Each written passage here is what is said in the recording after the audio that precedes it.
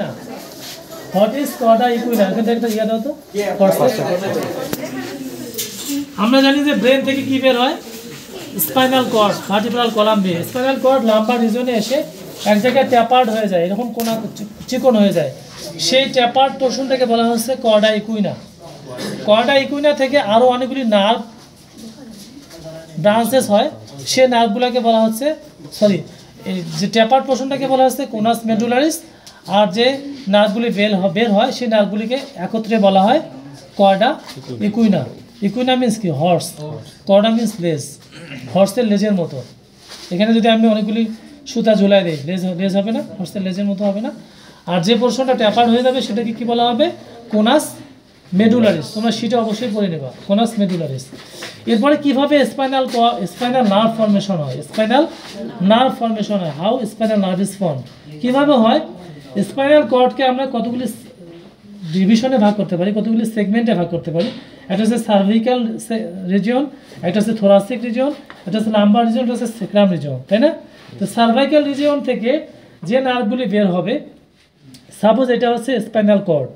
এদিক থেকে ডরসালি একটা বের হবে একটা ভেন্ট্রালি বের হবে এদিক থেকে ডরসালি একটা ভেন্ট্রালি একটা তাহলে ডরসাল রুট ভেন্ট্রাল রুট এই রুট দুইটা একত্রিত হয়ে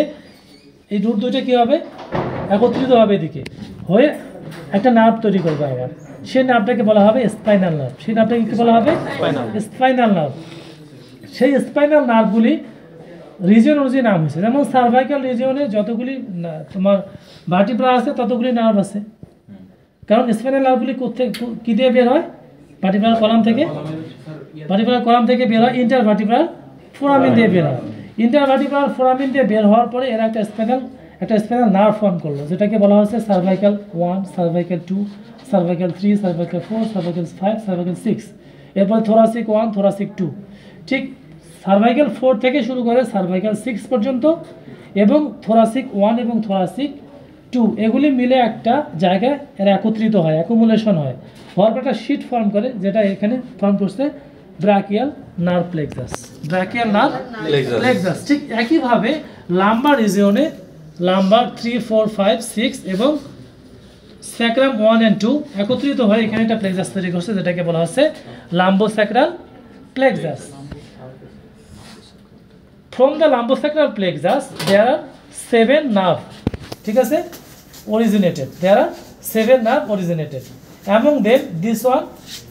femoral nerve because the nerve supplied to the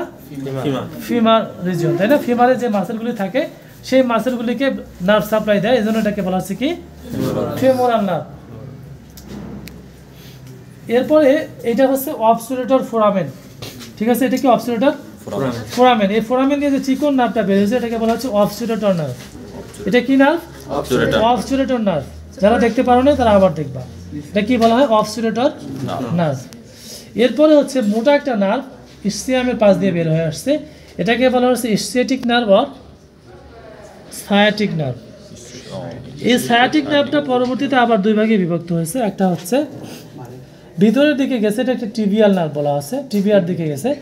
আর একটা বাইরের দিকে গেছে ফিবুলার দিকে এটাকে বলা হচ্ছে ফিবুলার নার্ভ অথবা